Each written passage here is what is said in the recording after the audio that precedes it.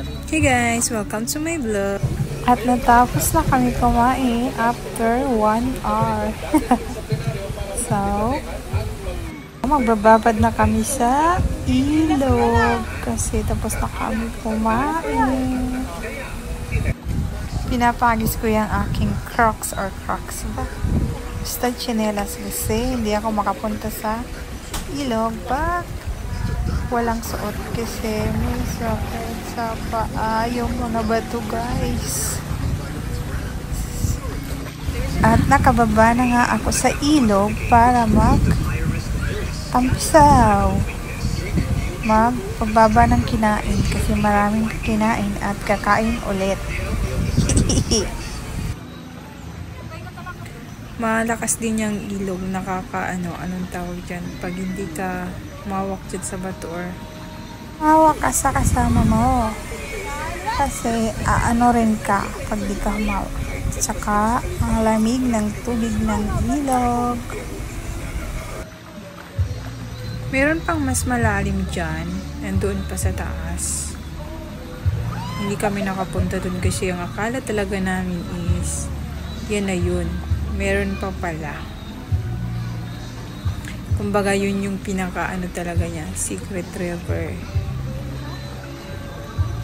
Kaya dyan lang muna kami sa bunganga pa lang yan ng secret river. Madami naman kasing naliligo ay nagka-cottage dyan.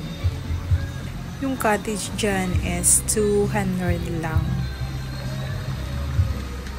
Maghapon na yun. Ang ganda ng ilog.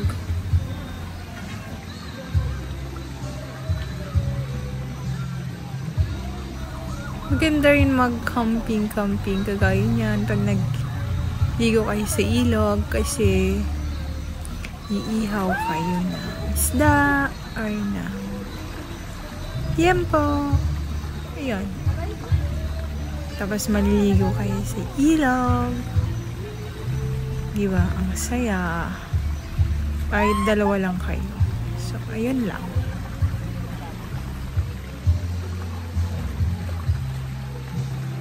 Pakinggan nyo na lang muna yung mga alon. Ay, mga alon lang pala. Isa lang yung ilog eh. Alon. Ay, hindi alon. Daloy ng tubig sa ilog. O, diba? Hindi naman yung dagat.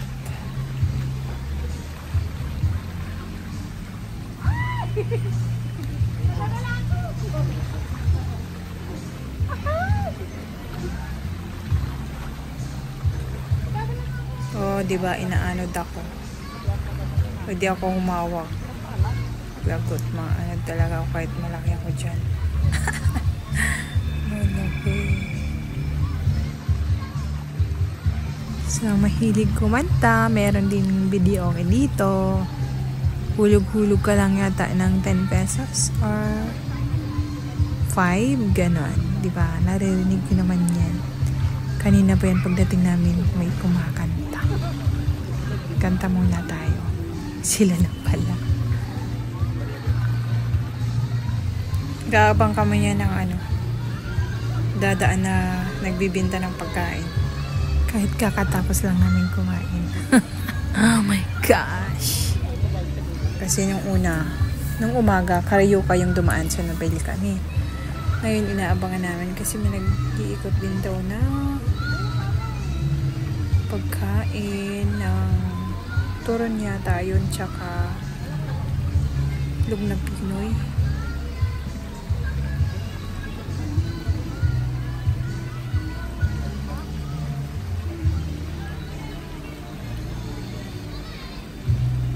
So, ayan na nga si Kuya. Nakikita nyo na. Aahon na kami. Kasi kakain na naman kami. Okay? Bye! Thank you for watching.